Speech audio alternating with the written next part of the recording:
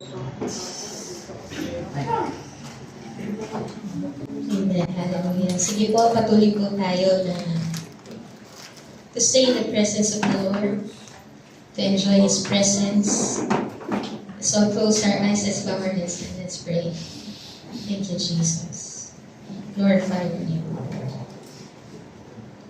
Truly, Lord, more than anything else, Lord God, we need you.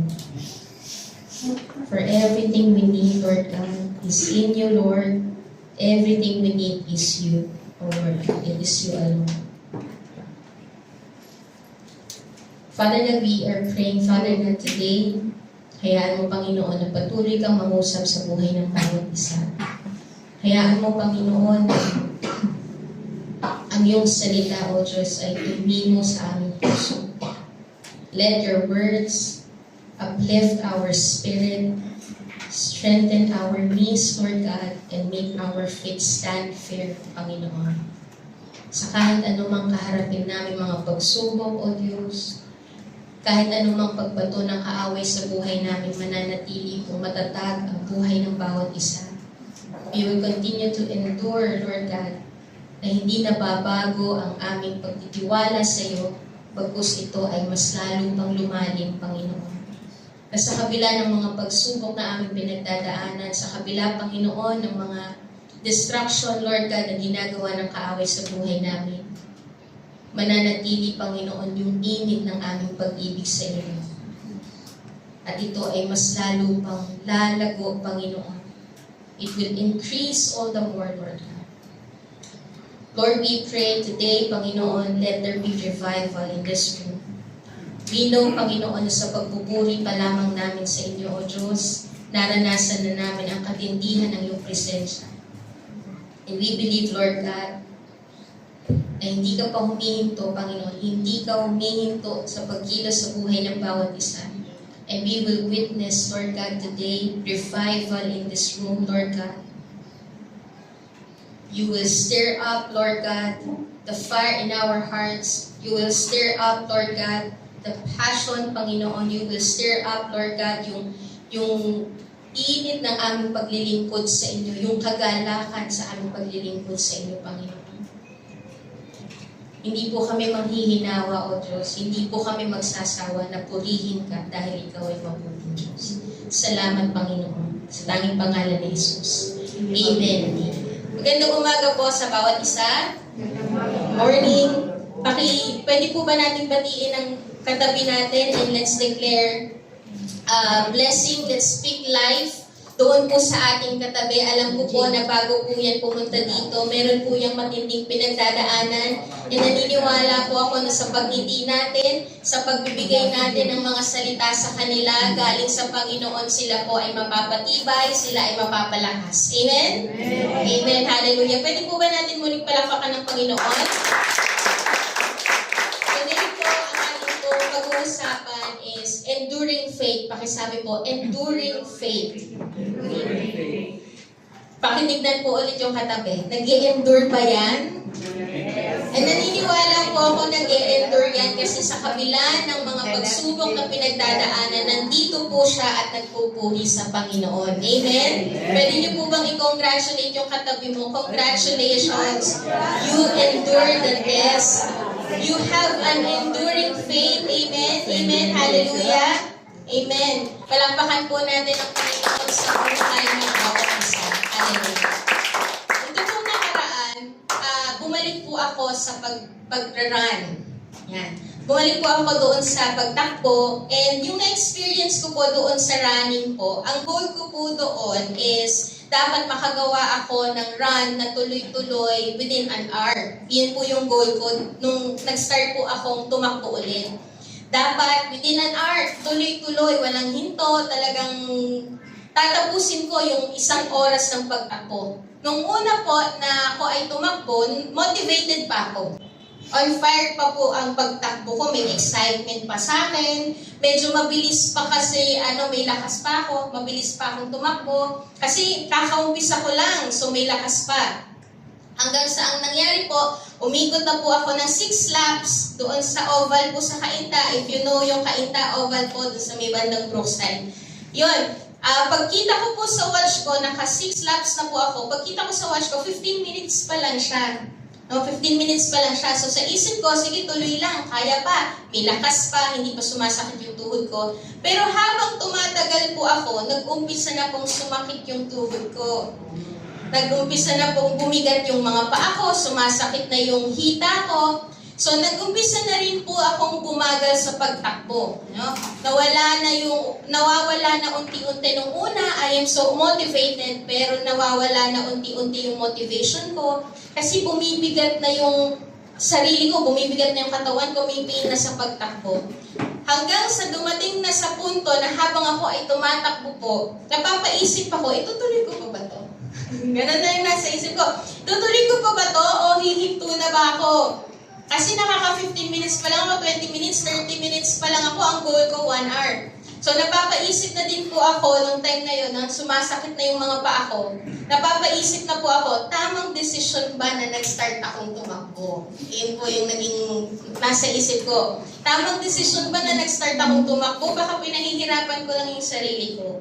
Okay? So if we will relate it po sa Christian journey po natin, meron pong mga tao na nung tumanggap kay Jesus bilang Diyos sa tagapagligtas ng kanilang buhay, they started their journey with Christ na sobrang init, sobrang excited. Grabe yung motivation to study the Word of God, to go to church, to worship God with our fellow believers. Kahit merong umaalipusta sa kanila, may nagper-persecute sa kanila at nag-uudyok sa kanila na huminto sa Panginoon, they are still motivated to choose Christ. Pero habang tumatagal, pahirap ng pahirap ang pinagdadaanan. Nakaka-relate po?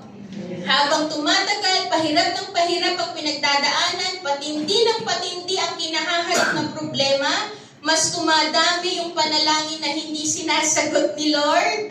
Okay? Hindi umaayos sa nais nila yung nangyayari sa buhay nila. Nag-uumpisa na silang mawalan ng motivation to continue. Nag-uumpisa na po silang magkaroon ng kaisipan na itutuloy ko pa ba ang paglakad ko kay Kristo o hihinto na lang ako at tatalikod. Nag-uumpisa na po silang magkaroon ng kaisipan na tamang desisyon ba na nag-start akong lumakad sa pananampalataya kay Lord. Meron pong mga ganoon na tao na nag-umpisa na mainit pero natapos ng tumalikod. No? Sa Hebrews 10:33 to 34 po, kung babasahin po natin dito, ang background po nito is meron pong mga Kristiyano that time that they are on fire. They started to put their faith in Christ. They stood firm even they are being persecuted. Talagang matibay sila, matatag sila, mainit sila sa Panginoon. Ang sabi po dito, sometimes you were publicly exposed to insult, persecution. At other times you stood side by side with those who were so treated. You sympathized with those in prison and joyfully accepted the confiscation of your property because you knew that you yourselves had better and lasting possession. Ang dami po nilang napagdaan ng insult, persecution, tinanggalan sila ng ari-arian, kinonfiscate ng government yung ari-arian nila kapag nalaman po nila na nananampalataya sila kay Lord. Pero nag-umpisa po silang napakainit, hindi nila alintana yung mga ganong persecution, they stood firm. Pero dumating po sa punto ng kanilang buhay na ang tagal na panahon nilang nararanasan yung ganitong severe persecution from the government and the people around them, hindi na nila kinakaya. Hindi na po nila kinakaya yung matinding pagsubok na kanilang pinagdadaanan, napapaisip na sila. Hihinto na ba ako? Tatalikod na ba ako? Tama ba na nagdesisyon ako to put my faith in Christ? Nandoon na po sila sa punto ng ganun.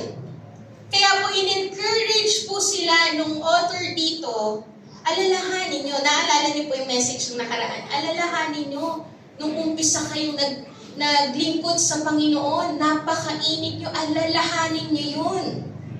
No? Yun po yung sinabi, encourage po sila ng author. And the Lord is encouraging us also today, including me.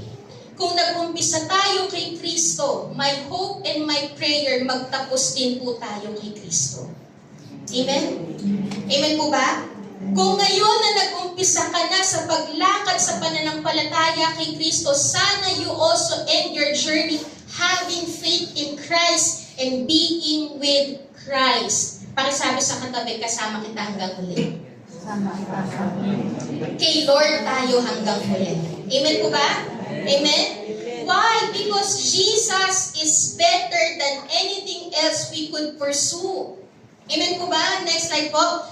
Jesus is better than anything else we could pursue. Mas higit si Kristo kaysa sa ibang bagay na pinupursu natin. Sana po magkaroon tayo ng kaisipan na mas nanaisip ko pa na mahirapan basta kasama si Lord. Amen. Kesa naghihirap ka na, malayo ka pa sa Panginoon. Amen po ba? Anong mas pipiliin natin? Nahihirapan tayo pero kasama si Lord? O nahihirapan ka tapos ang layo mo pa sa Panginoon? Sana po magkaroon tayo ng ganitong klase ng puso that Jesus is better than anything else we could pursue. Amen po ba? And in Hebrews 12:1-4, basahin po natin, dito po tayo magfo-focus. Hebrews 12:1-4, sabi po dito, therefore, since we are surrounded by so great a cloud of witnesses, let us also lay aside every weight and sin which clings so closely, and let us run with endurance the race that is set before us, looking to Jesus, the founder and perfecter of our faith, who for the joy that we set before him endured the cross, despising the shame, and is seated at the right hand of the throne of God. Consider him who endured from sinners such hostility against himself, so that you may not grow weary or fainted in your struggle against sin. You have not yet resisted to the point of shedding your blood. Ito po ay pinapatungkol sa Panginoong Jesus, na hindi pa daw po natin nararanasan yung persecution to the point na ikakamatay mo. Ang Panginoong Jesus naranasan na to the point persecuted siya, insulted siya, matindi ang kanyang pinagdadaanan to the point of being crucified on the cross. So dito po, the author is urging the believers to stay motivated in running the race, to endure in the faith. Stay motivated. Hanggang huli, dapat tayo ay nagkakaroon ng init na tapusin yung ating pagtakbo sa Panginoon. Amen po ba? Tapusin natin yung ating pagtakbo sa Panginoon. Kung nag-umpisa tayo kay Kristo, magtapos tayo kay Kristo. Amen po ba? Kapag sinabi po nating endurance, ito po is the ability to withstand hardship and adversity. Ibig sabihin po nito, yung magpapatuloy ka, hindi ka hihinto. Yung nagpapatuloy ka ng merong same state, ibig sabihin po nun, nag-umpisa kang mainit sa Panginoon, magpapatuloy kang mainit sa Panginoon, at mas lalo ka pang umiinit sa Diyos. Yun po yung sinasabi dito na enduring. Okay? Hindi po kagaya nung nangyari sa akin sa pag-jogging or sa pagraran. Nung simula akong napagod, bumagal ako. Nagkakaisip ako, hihinto na ako, ayoko na, ang sakit na, parang ang tanda ko na ata. Trentahin na, perks ng mga trentahin.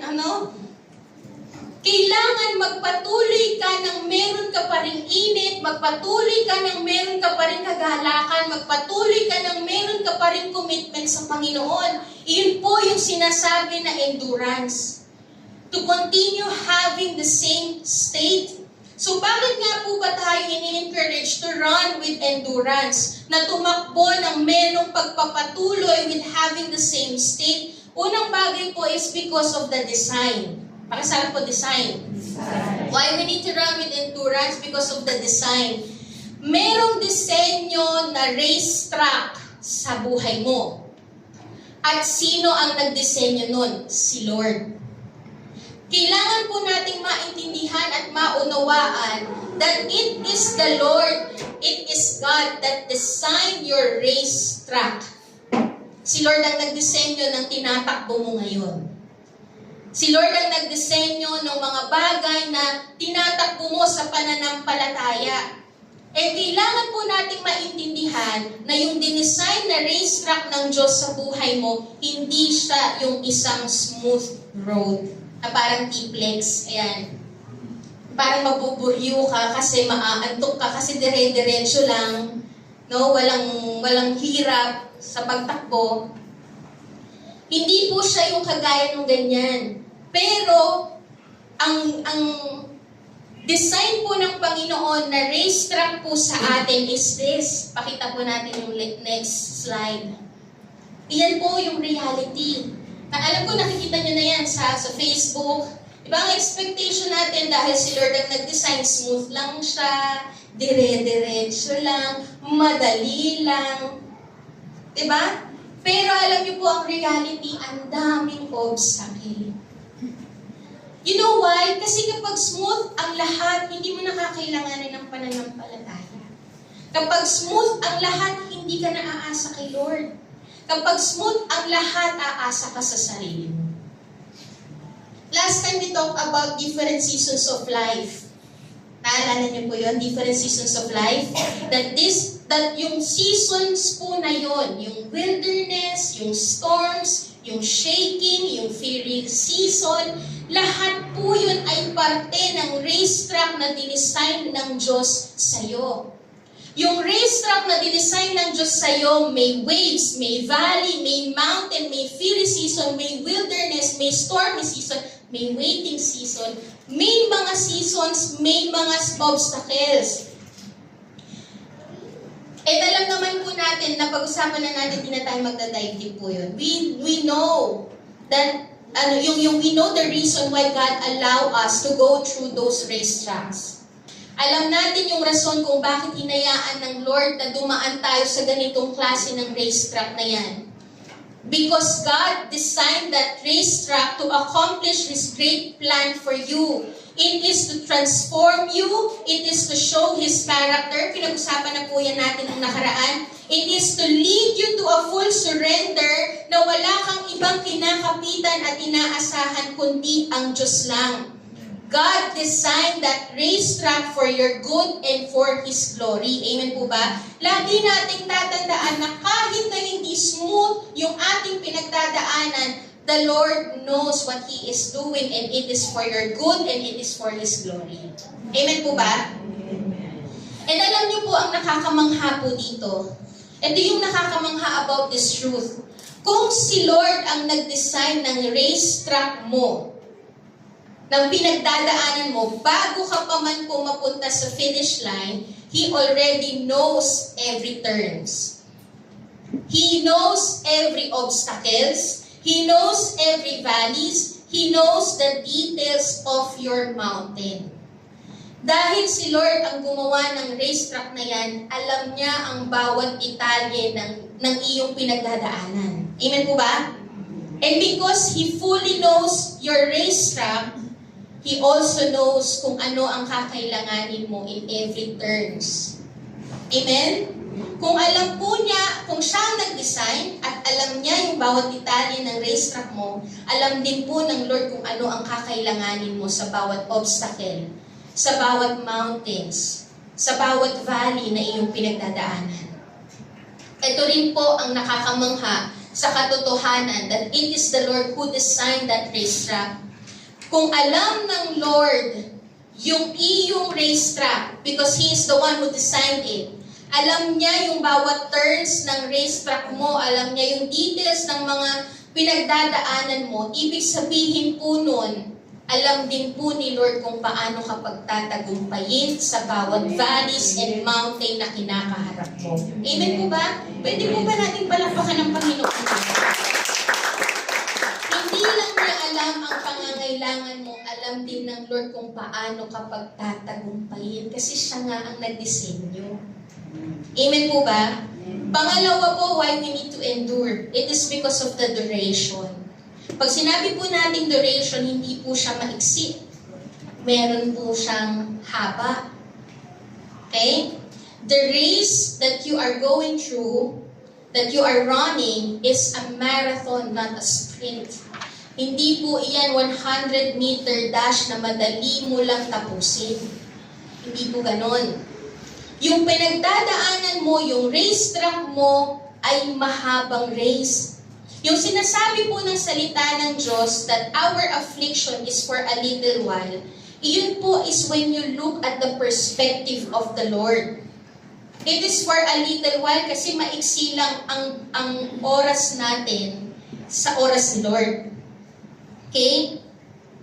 But in our perspective, in reality, may mga pinagdadaanan po tayo na hindi agad natatapos kinabukasan.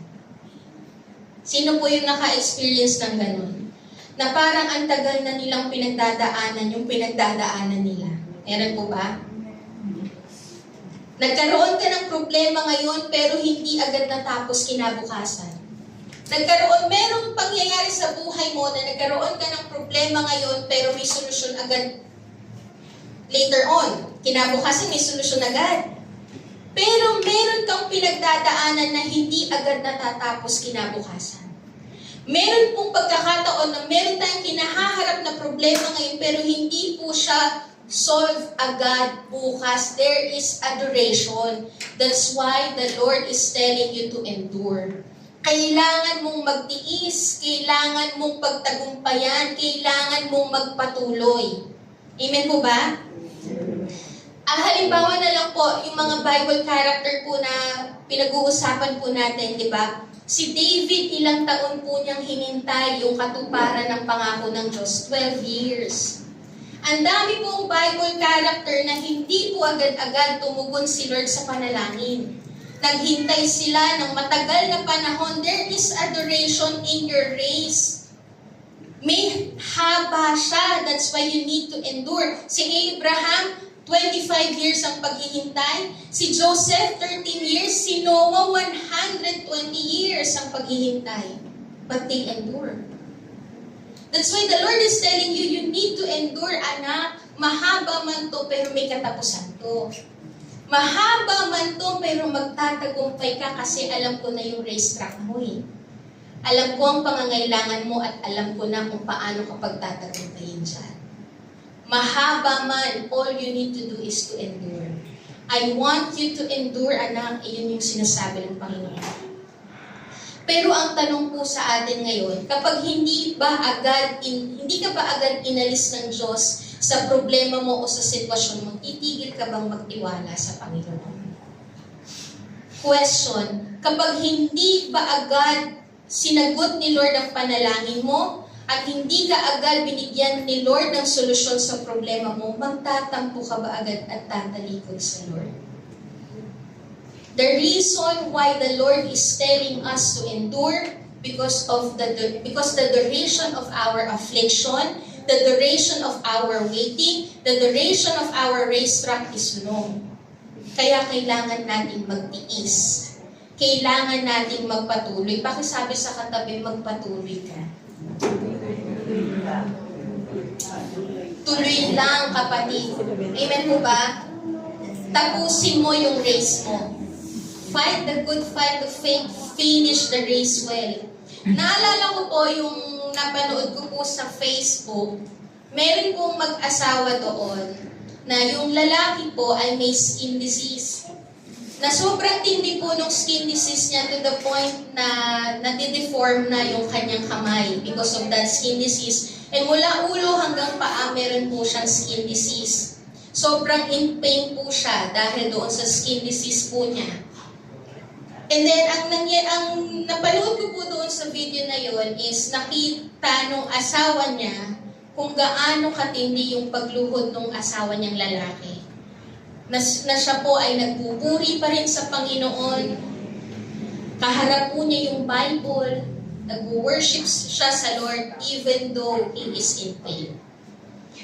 Noong time po na yon, secretly filming yung asawa niyang babae. Kasi natuwa siya doon sa nakita niya doon sa asawa niya. Na even though he is in pain, he still worship God. Sobrang in pain daw po talaga. Kasi sinubaybayan ko po yung story niya eh. Sobrang in pain daw talaga. Eh, nakita ko, hindi ko na po kinuha yung video kasi medyo sensitive po yung itsura talaga ng lalaki. Mula ulo hanggang paa, hindi mo na siya makikilala. Kasi na-deform na yung kamay niya because of that skin disease. But still, nakaka-move how that man endures. Nakaka-move po how that man still holding on to his faith in the Lord even though he is in pain. Kagaya po nung mensahe na binigay po sa atin ng Panginoon nung nakaraan. It proves that what you have is genuine faith when you still worship God even in the painful and difficult situation. Masasabi po at makikita, mapuprove po that what you have is from the Lord, is imperishable, hindi natutubog, kapag kahit dumaan ka sa apoy, nananatili kang nagtitiwala at nagpupuri sa Diyos. Amen po ba? I am praying until today. I am praying po na we will endure even in the midst of difficulties and hardship. Amen po ba? Amen. So ngayon po, paano nga ba tayo mag-i-endure? Doon po sa binasa natin sa Hebrews 12:1. I will give you just 2 points po. How to endure. Una po is we need to lay aside. Pakisabi po, lay aside. How to endure this race, you need to lay aside. Sabi po sa Hebrews 12:1, therefore, since we are surrounded by so great a cloud of witnesses, let us also lay aside every weight and sin which clings so closely, and let us run with endurance the race that is set before us. Naalala ko po ulit yung experience ko po sa pagrarun, sa pagtakbo. Kapag po ako ay tumatakbo po doon sa oval sa Kainta, ang attire ko po, naka-cap ako, naka-headphone ako yung talagang cover yung tenga. Tapos naka-belt bag ako, para hindi ako runner, para akong magtsatsyangge. Naka-belt bag po ako, nandun yung wallet ko, nandun yung cellphone ko, nandun yung susi ng bahay, nandun yung susi ng motor. So, yung attire ko po na yun, sa unang takbo ko, na nakasuot siya, hindi pa po ako nahihirapan. Hindi pa po ako nahihirapan, hindi pa ako nabibigatan. Pero habang tumatagal po akong tumatakbo, nararamdaman ko po na hindi na siya komportable. Ang nararamdaman ko na dahil nahihirapan na ako sa pagtakbo, naghahabulan na kami ng hininga namin. Ang nangyayari po nun, parang feeling ko yung headphones ko, iniipit yung ulo ko, yung cap ko, iniipit yung ulo ko, nawawalan ako ng hangin. So ang tendency ko po, ang ginawa ko po that time, is tinanggal ko yung cap ko, tinanggal ko yung headset ko, nakahinga ako ng maayos. Alam niyo po, in running your race, you need to let go of the things na nagpapabigat sa'yo. That's the question, ano ba yung nagpapabigat? Kasi mahihirapan kang magpatuloy kung meron ka pang bit-bit na mga bagay that slows you down, that burdens you. Hindi mo na po yan dapat dalhin pa sa 2026. Marami pong mga bagay na inilaan ang Panginoon sa buhay natin pero hindi mo matanggap kasi may bit-bit ka pa. Mas nagiging mahirap din po sa iyo ang lumakad sa pananampalataya because you are still holding on to the things na nagbibigay lang ng kabigatan sa atin. Now, ano nga po ba yung mga bagay na kailangan nating i-lay aside? Ano yung mga bagay na kailangan nating i-let go? I-surrender sa Panginoon na sinasabi po sa verse 1. Una po is we need to let go and to lay aside every weight. Iyon po yung sinabi sa verse. We need to lay aside every weight, yung burden, yung load mo. Yan po yung mga bagay na you are too much concerned of your life. Yung mga concerns ng buhay mo, you are too much concerned of the cares of life. Yan po yung mga kailangan nating i-unburden sa atin. Kasi kapag sobrang tutok tayo sa mga bagay dito sa mundo, sa cares ng ating buhay, we will have full of worries. And we need to lay aside the things that you cannot control. Yung mga bagay na di mo control, ibigay mo sa Lord. The more you take control over the things that you cannot control, the more it will become a burden to you. Kapag kinokontrol mo yung mga bagay na hindi mo naman kontrolado, ang mangyayari sa buhay mo, magiging burden lang yan. Sometimes po, the Lord cannot fully move when you take control of the things that you cannot control. Madami na po sanang maipapakita na pagkilos sa buhay natin si Lord, kaya lang inaagawan natin siya ng papel. Okay? Naalala niyo po yung discussion natin kay Pastor Pablo? Meron dapat na linya. Yung bagay na kaya mong kontrolin, dun ka lang. Hayaan mo na si Lord ang kumontrol ng mga bagay na hindi mo kayang kontrolin. Kasi kapag kinukuha mo yung trabaho ni Lord, mababurden ka. Amen po ba? For example, pagbabago ng asawa mo, gumagawa ka ng mga paraan para mabago siya. Pero hindi nagbabago. Nagiging burden lang yan sa buhay mo. Ang gawin mo, yung isuko mo sa Lord, hayaan mong si Lord ang magbago sa puso niya. Ang papel mo, magpatuloy na isuko ang buhay mo sa Lord at magpatuloy na maglingkod sa Lord. Iyan ang iyong papel. Yung pagbabago ng asawa mo, si Lord ang gagawa. And for you to be released from that burden, you need to surrender it. Amen po ba? You need to lay it down before the Lord. Surrender it so you will be unburdened from those weight, from those things that you cannot control. Pangalawa po na dapat nating i-lay aside is the sin. Ito yung sinasabi din po sa verse 1. You need to lay aside sin. Why? Because in your calling, in coming up higher, doon sa bagay na may gustong pagdalan si Lord sa'yo na matinding bagay, pero hindi mo po mapupuntahan yan o mahihirapan kang puntahan yan kung bitbit mo pa yung kasalanan. Doon sa pinapupuntahan sa'yo ni Lord, hindi po pwedeng manaig pa din ang flesh. Magiging malabo kang magtagumpay at tumagal sa paglakad sa pananampalataya kung hindi mo isusuko yung matagal mo ng bitbit na kasalanan. Kailangan mo pong isuko yun. Ano nga po ba yung mga bagay na yon na kailangan nating isuko? Why? Because sin will consume your energy and strength to run. Ang kasalanan po, sinisip-sip niyan yung kalakasan mo sa pagtakbo. Sinisira ng kasalanan mo ang kakayanan mo na tumakbo. Kailangan mong i-let go. You need to surrender yung matagal mo nang inaalaga ang kasalanan kasi hindi yan po pwede doon sa gusto ng Lord na puntahan mo. Doon sa katindihan ng pananampalataya na gusto ni Lord sa'yo, doon sa paglalim sa spiritual life, hindi po pwedeng manaig ang flesh. You need to let go of that flesh so that you will go deeper on your spiritual walk. Alam niyo po, if you will observe din po, yung mga tao na tumalikod sa Diyos at bumalik sa dati nilang marumi at makasalanan na buhay, alam niyo po, hindi po yan agad-agad na nag-decide na tumalikod. Hindi po sila agad-agad na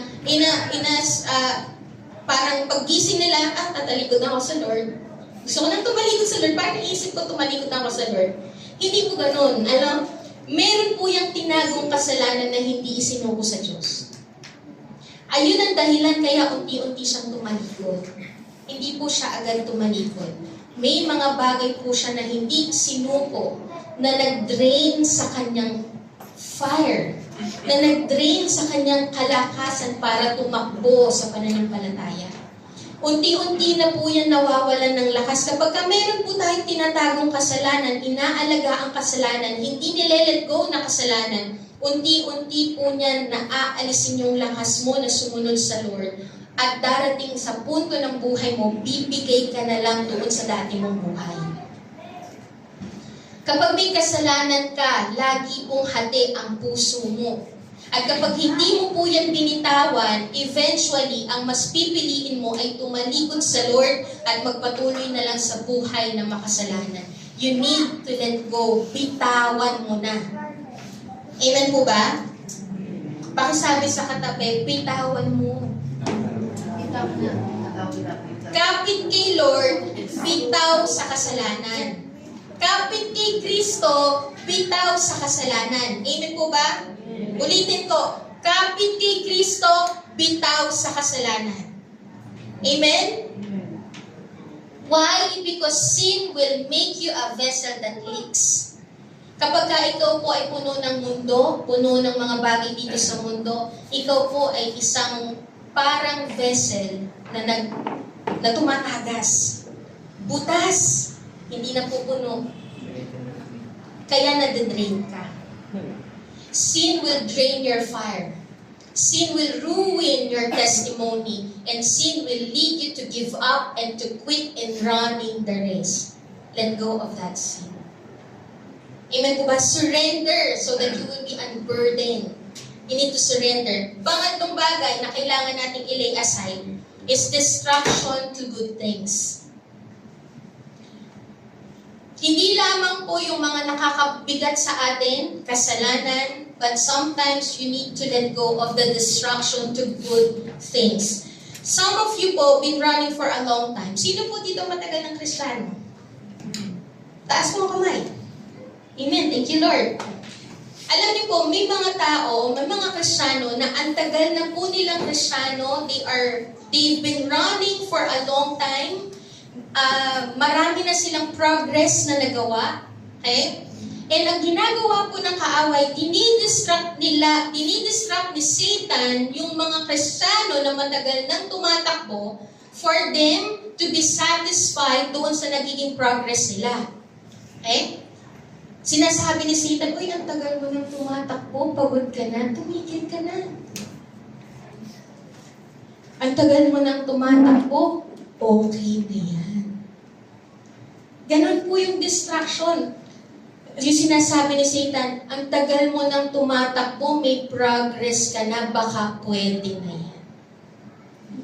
Dinidistract ka ni Satan to be satisfied doon sa nagiging progress mo, tsaka doon sa layunan ng tinakbo mo at iniinganyo ka ni Satan to stop in running the race and having this mindset na, I've done my part naman na, okay na yun. Alam niyo po, minsan, ito yung sakit ng mga matatagal na Kristiyano. I've done my part na, okay na siya. Matagal na akong naglilingkod, pwede na yun. Magre-resign na ako, madami na akong naambag sa church. That is the dilemma ng matatagal ng Kristiyano. Siguro it's time for me to think of myself naman. Siguro it's time for me to think of my own welfare naman. Ayan po ang sakit ng matatagal ng Kristiyano. Dinidistract po sila ni Satan to stop in running the race kasi may progress ka naman na and it's time for you to think of yourself.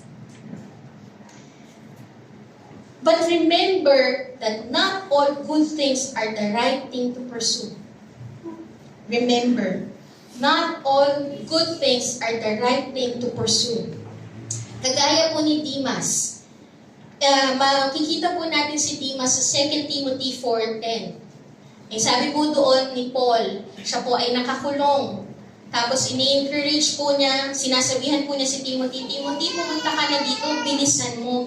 Madali kang pumunta dito sa kulungan. Iyon yung sinasabi ni Paul. Kasi si Demas, iniwan na ako.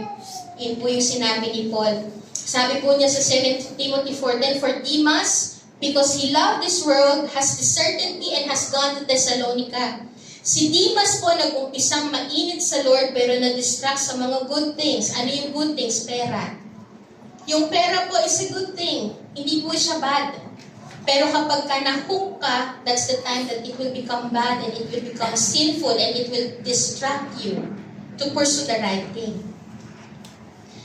Sometimes, ang kalaban ng right thing are good things. You need to pursue the right things. Not all good things are the right thing to pursue. When you run a race, you don't want to carry extra weight. Ganoon po yung takbo. Yung mga athlete, ayaw nilang magdala ng extra weight. Kung gusto nilang manalo at matapos sa kanilang takbuhin, don't bring extra weight. Don't bring excess baggage. Yun po yung sinasabi ni Lord. You remove every possible hindrances so that you can devote all your energy to the race. Yung mga bagay na sumisip-sip lang sa lakas mo at nagdi-distract lang sa'yo, you need to let go of those things. So that you may fully devote yourself in running the race well. Ito yung sinasabi ng Panginoon, if you want to endure, lay aside every weight, every sin, every distraction toward good things. Don't waste your energy on the things that will not benefit your purpose and calling. Pwede ko po bang tawagin ng worship team? You need to lay aside every weight, sin, and distraction. Alam niyo po, hindi madali ang race natin sa pananampalataya. Hindi madali. Pero mas magiging magaan ang pagtakbo mo the moment you surrender everything to the Lord. Sinabi na po ng Panginoon, hindi madali ang takbuhin mo, pero kayang pagaanin. Sa paanong paraan? Surrender. You need to surrender everything to the Lord. We need to surrender everything that endangers our relationship with God. Don't let anything slows you down. Ano ba yung mga bagay na nagpapabagal sa'yo? I-surrender natin yan sa Panginoon. Alam niyo po, minsan, ito po yung nagkakaroon din tayo ng dilemma. That's why it's hard for us to surrender. Sometimes kasi we thought that it is a loss for us when we let go and surrender. Akala natin parang mawawalan ka kapag isinuko mo yung mga bagay na nagpapabigat sa iyo at nakasanayan mo. But actually, when it comes to the Lord, it is more of a gain. When you surrender to the Lord, hindi po yun kawalan, but it is more of a gain. Kasi pinapalitan po ng Lord yung mga good things sa buhay mo ng mga eternal things. Yung mga things that doesn't perish, things that remains, things that benefit your eternity. God is adding spiritual things in your life. God is adding perseverance. God is adding endurance. When you continue to surrender the things that distracts you, God is adding endurance and strength for you to keep moving forward in your race.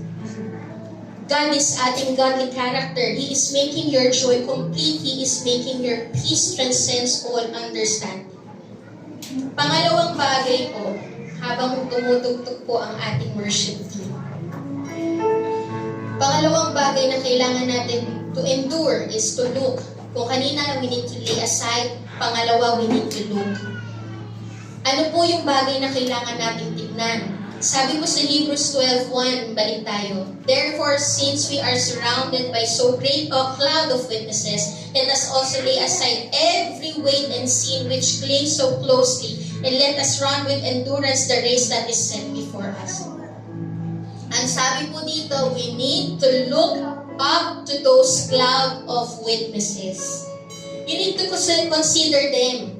Sino po ba itong mga cloud of witnesses na to na sinasabi sa Hebrews 12? It speaks, ito po yung mga tao that endured suffering because they have faith in God. Kung babalikan po natin yung Hebrews 11, sino po ang nakaka-recall ng Hebrews 11? Napag-usapan na rin po natin yan sa series ng Unshakable. We talk about Moses, we talk about Abraham. Sila po yung mga nanampalataya sa Panginoon kaya nag-endure hanggang huli. Ito po yung sinasabi na you need to look up to. You need to look up to those clouds of witnesses. Abraham, Noah, sino pa? Moses. And ang sabi din po sa Hebrews 11:35-38, ito po yung mga tao na sinasabi na clouds of witnesses that you need to look up to. Sabi po dito, may mga babae namang dahil sa pananampalataya ay natanggap ang mga anak nilang muling nabuhay. Ang iba namang sumampalataya sa Diyos ay pinahirapan hanggang sa mamatay. Tinanggihan nila ang alok ng kalayaan kapalit sa pagdalikod nila sa kanilang pananampalataya dahil nalalaman nilang darating ang araw na bubuhayin sila ng Diyos at matatanggap nila ang mas mabuting gantimpala. Ang iba naman ay dumanas ng mga panlalait at panghahagupit dahil sa pananampalataya nila. At ang iba ay ikinadena at May mga iba namang pinagbabato hanggang mamatay. Ito po daw yung mga tignan natin, no? May mga nilagari hanggang mahati ang katawan. SPG pala to. At mayroon ding pinatay sa espada. Ang ilan sa kanila ay nagdamit na lang ng balat ng tupa at kambing. Naranasan nilang maghigahos, usigin at apihin. Nagtago sila sa mga ilang, mga kabundukan, mga kuweba at mga lungga sa lupa. Hindi karapat-dapat ang mundong ito para sa kanila. Ito daw po yung mga tao na kailangan mong i-look up to. Balikan mo sila, alalahanin mo yung kanilang buhay. Why? Because if the Lord has honored their faith, and if the Lord moved in their lives because of their faith, of the faith that they have, if the Lord has given them the strength to endure every hardship, if the Lord has given them victory in their journey, if the Lord has given them grace to finish the race, God can also give you strength to endure. Amen po ba? Kung pinagtagumpay po sila ng Panginoon, pagtatagumpayin ka rin ng Diyos. Amen po ba? Kung natapos nila yung kanilang lakbayin dahil kasama nila si Lord at pinalakas sila ni Lord, matatapos mo rin ang iyong journey dahil kasama mo sa Lord at pinapalakas ka ni Lord. Amen po ba? God will also give you victory over every hardship and difficulties that you are going through. But ito po yung sinasabi, yes, you need to consider to look up to those people. But the most important person for you to look up to is the Lord Jesus Christ. Ang Panginoong Jesus ang dapat mong pagtuunan ng pansin. You need to fix your eyes on Jesus. Maraming mga testimonies tayong maririnig na mga testimonies kung paano sila pinagtagumpay ng Panginoon. Pero every time that you are going through hardship, you need to always look back on what Jesus has done on the cross. Yun po yung kailangan mo laging balikan, yung ginawa ni Kristo sa krus ng Kalbaryo. Ang sabi po sa Hebrews 12:2, looking to Jesus, the founder and perfecter of our faith, who for the joy that was set before him endured the cross, despising the shame, and is seated at the right hand of the throne of God. Kung titignan po natin dito, sinabi po ng Panginoon na you need to fix your eyes on Jesus.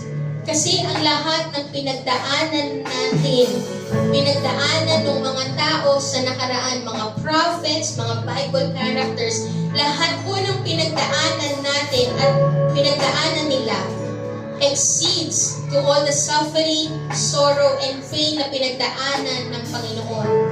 And yet, He endured the cross. Sabi doon, He endured the cross. Paano po nag-endure si Lord? Ang sabi nga po, balikan po natin yung sinasabi sa 4. In your struggle against sin, you have not yet resisted to the point of shedding your blood. Si Lord, yung suffering na pinagdaanan to the point of shedding His blood, to the point of suffering and sacrificing His life. Hindi pa daw tayo dumadaan sa ganoong klase ng pagsubok.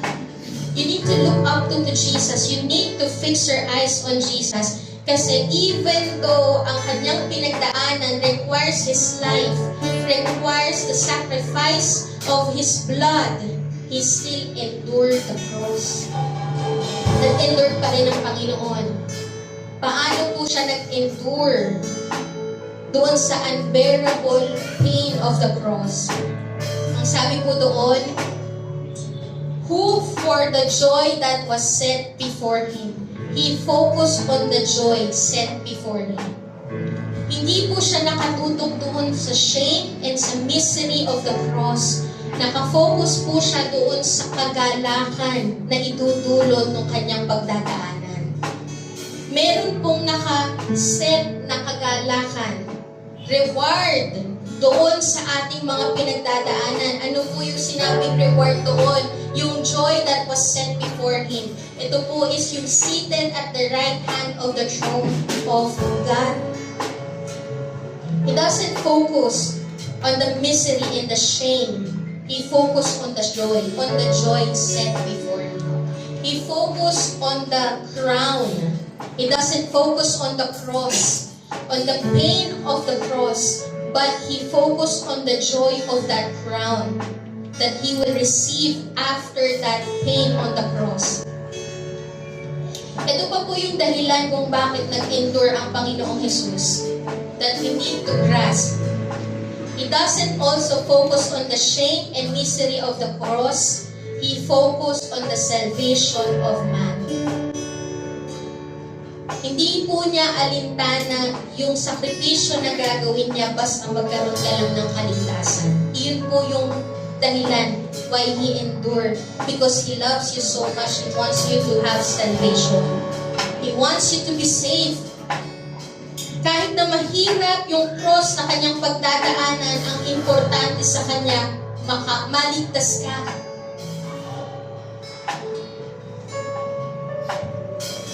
And alam niyo po, Jesus didn't go through all that suffering on the cross simply to get us to heaven. Hindi lang para dalhin ka sa langit. No? May sabi po dito, Jesus didn't go through all of that suffering on the cross simply to get us to heaven. Instead, He became the founder and perfecter of our faith. Pag sinabi po nating founder, sinasabi po doon sa verse na binasa natin. Pag sinabi nating founder, ibig sabihin nito is the beginning. Pakisabi po, beginning. Ibig sabihin po, next slide.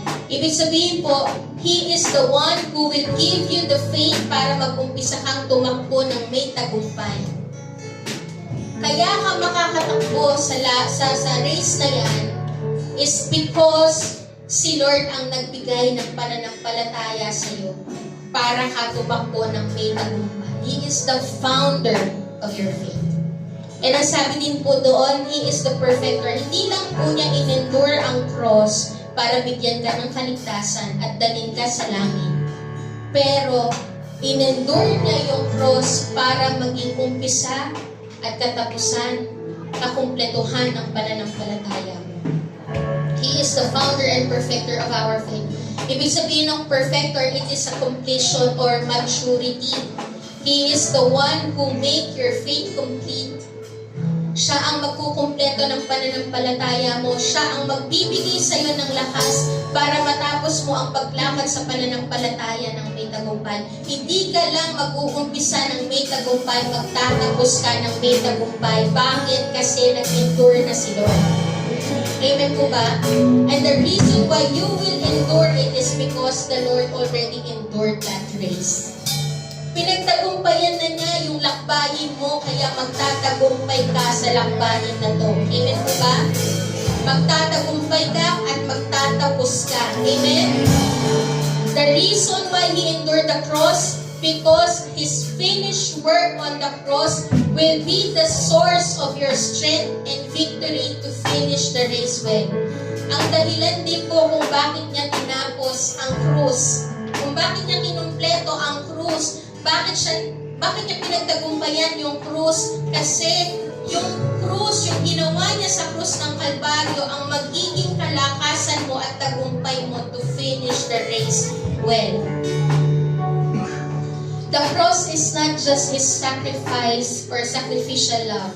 It doesn't just speak of His sacrificial love. It also speaks of the power for you to have victory. Hindi lang kaligtasan, pero katagumpayan. Amen po ba? Para matapos mo yung laban. Enduring faith, I pray po na mag-grasp po natin to. Enduring faith that finishes strong begins and ends with Jesus Christ. Yung sinabi po natin kanina, kung nag-umpisa ka sa Panginoon, magtapos ka sa Panginoon. Magtatapos ka sa Panginoon kasi tinapos na niya yung laban. Our endurance of faith is anchored in His endurance. Amen po ba? Kaya ka nagtagumpay kasi nagtagumpay na si Lord. Amen? Kaya kami kakayanan na magtiis at magpatuloy because Jesus endured the cross. Amen po ba? Amen? Can we grasp that? Yung katotohanan po na yun? Mag-umpisa ka kay Lord. Magtapos ka kay Lord. Pakisabi nga po sa katabi, Mag-umpisa ka kay Lord. Magtapos ka kay Lord. Because when you fix your eyes on Jesus, the promise overshadows the problem, the reward outshines the suffering, the blood of Jesus cleanses the misery of sin. And there is an eternal reward to those who endure. Tapusin mo. Pakisabi, tapusin mo. Magtagumpay ka. Hindi lang basta magtagumpay ka, mananagumpay ka. Amen po ba? Yung awitin po natin kanina, pwede po ba natin tumayo lahat? Yung awitin po natin kanina, Christ is enough. The reason kung bakit po tayo magtatagumpay, because we are so focused on the reward, and our reward is Jesus Christ.